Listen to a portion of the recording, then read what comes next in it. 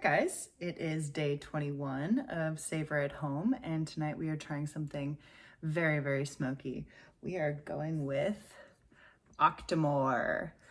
So this is Octomore 10.4, so this is the latest Octomore release of the 10th series. It's from the Bruichladdich distillery in Islay, and as Islay is known for, it is extremely heavily peated. This is, yeah, a lot of smoke here. It is actually peated to 88 ppm, which is not even close to the highest ppm that Bruichladdich has released before for their Octomore series. The 8.3 that they released was 309 ppm.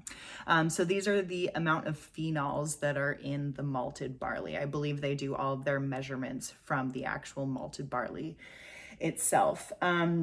This is also the youngest of the 10th series. It's only 3 years old. So it was distilled in 2016 and then aged for 3 years in heavily toasted virgin French oak. So these are French oak barrels. They're actually Limousin oak. I keep wanting to pronounce it Limousin because that's how my brain pronounces it. Limousin oak is from a certain region in France, and it's often used for maturing cognacs and sherries, things like that. So the French oak has a loose enough grain where, you know, the whiskey or the cognac, whatever it is pulling out a lot of flavors from the oak. However, it's not quite as loose as the American oak grain. So American oak, you get a lot more flavors from new oak, whereas French, it's a little bit more subtle. Typically with French oak, you get a lot more baking spice flavors as well. However, if it's heavily toasted, the more heavily toasted, the more you're getting caramelized flavors coming through. So you'll get more sweet notes rather than like really spicy, like clove notes as well. Did I also mention that the Octomore comes in at a whopping 63.5% ABV? That's pretty high proof. Yeah, let's dive in. It's a really, really interesting whiskey. So already looking at it, for a Scotch, no one would ever guess based off of the color that this is 3 years old. Again, the color is coming from the fact that they're using new French oak for their maturation.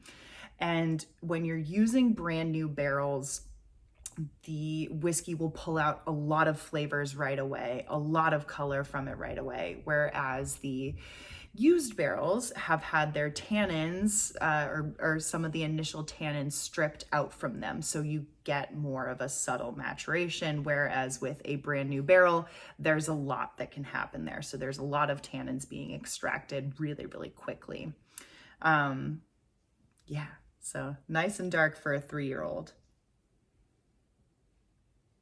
So the nose is immediately like walking into Pep Boys or like an auto body shop, like a well-polished auto body shop with a lot of brand new tires.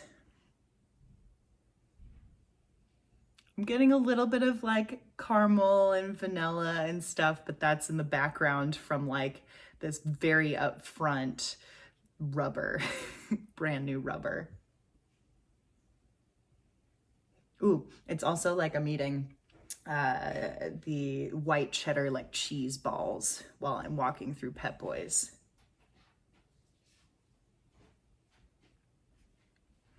Okay, so there's a little bit of like the wet dog that I'll typically be able to pick up in really peated whiskeys. And a barnyard thing. Yep. Yep, definitely a barnyard thing. Yeah, it's super interesting. The more you nose it, the more you're able to bring out. And a lot of these things that I'm saying sound really terrible. They're not, they're really interesting. And if you appreciate really peaty scotches or really smoky mezcals or something like that, you know what I'm talking about.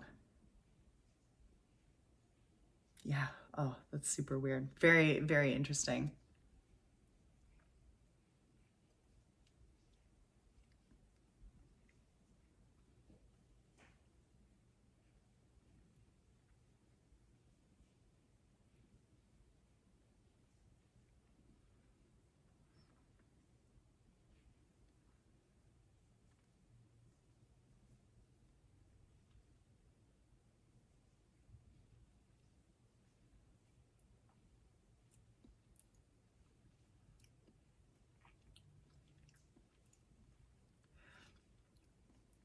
A lot of peat, as expected. Um, it's got a really good silky mouth feel, but then it finishes very tannic, very drying at the end. It's almost like I'm chewing on a cinnamon stick, or like the bark of it. But a lot of peatiness. It's like a barbecue thing. It's nice. There's subtle sweet notes in there, like subtle butterscotch. But really what you're getting is a lot of peat and then a lot of cinnamon, but a drying cinnamon.